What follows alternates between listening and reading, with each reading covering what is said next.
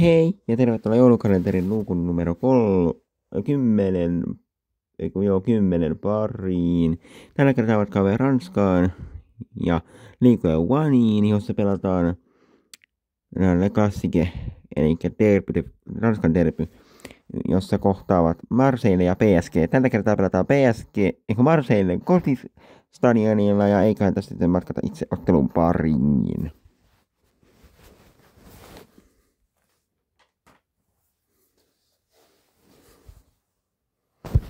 Elikkä Le Classique on ranskalaisten ammattilaisjalkapalloseurojen Paris Saint-Germainin ja Olympique de Marseillen välinen kilpailu.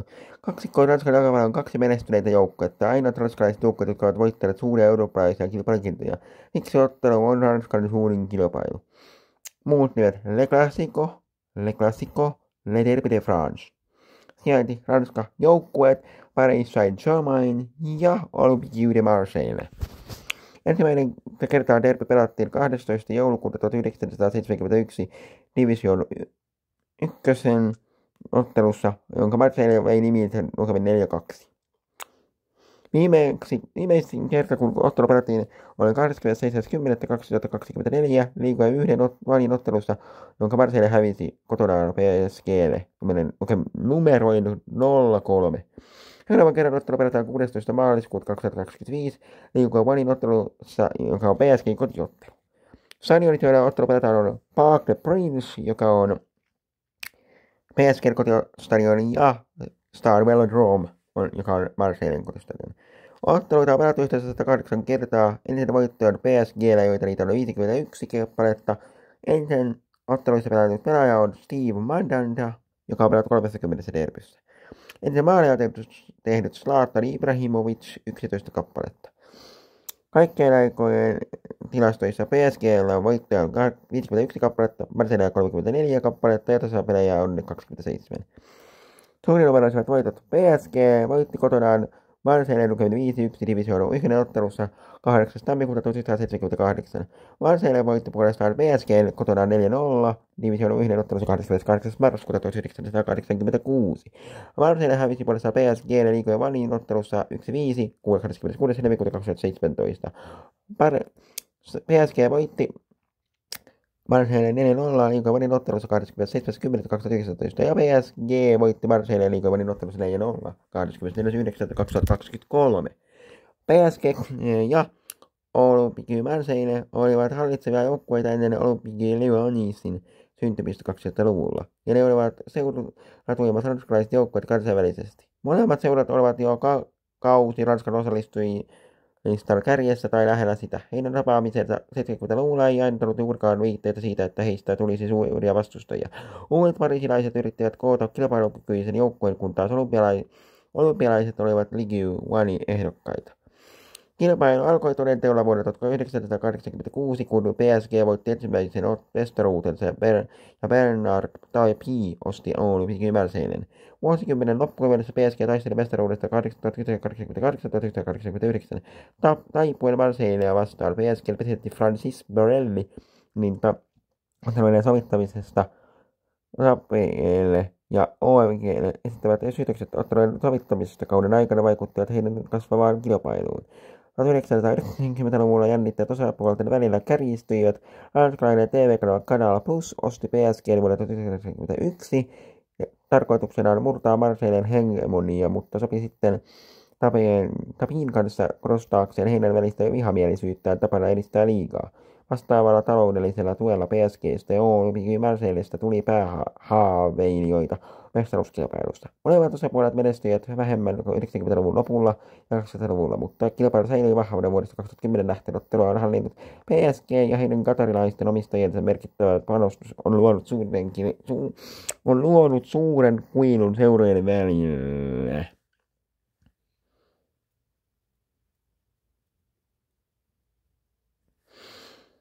12. joulukuuta 1971 Olympique Marseille voitti PSG kotonaan 4-2.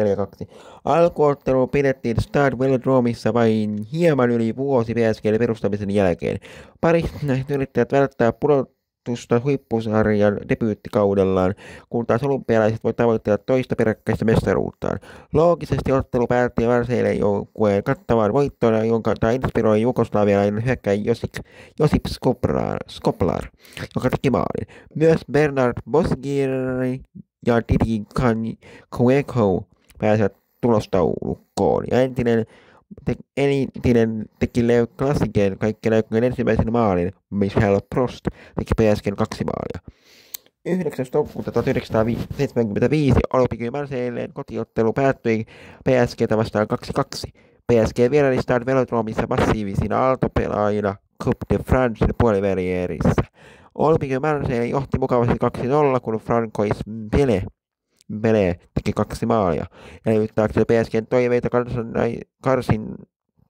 karsintaista tuloksen suuntuneena Marseillen fanit olivat ottanut ensimmäisen väkivaltaisten välikohtausten takana loppuvihellyksen jälkeen historian mukaan kilpailu alkoi 1990-luvulla, mutta Pelé uskoo, että tämä peli oli molempien seuden välisen vihamielisyyden todellinen alkuperä.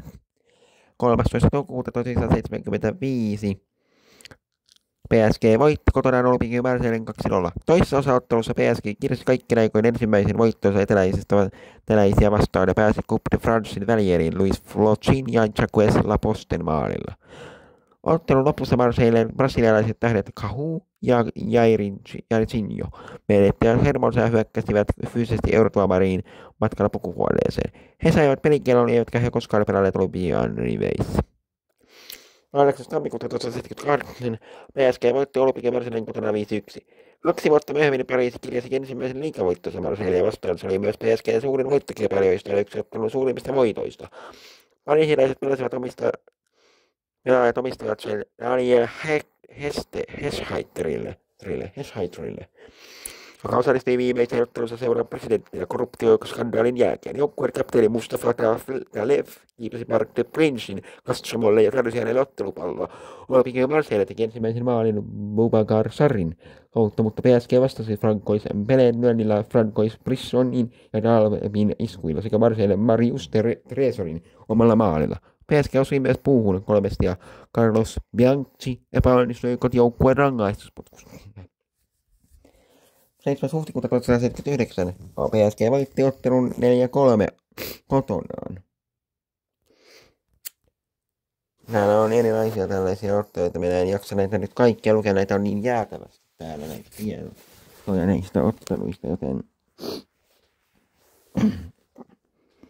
siinä muutamia katsauksia näihin otteluihin kannattajat.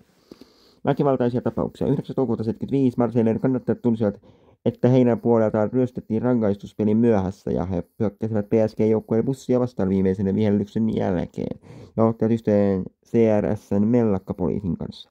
29. toukokuuta 1993 molemmat fanit ottivat yhteen Stade Velodromissa ja loukkaantui 14 ihmistä. Marseillen fanit kostivat, kun vierailevat PSG-kannattajat heittivät heille tusinaa soihdut. 12 tusinan soihtoja, jotka myös syttivät useita Olympique Marseillen paitoja tulee pelin aikana.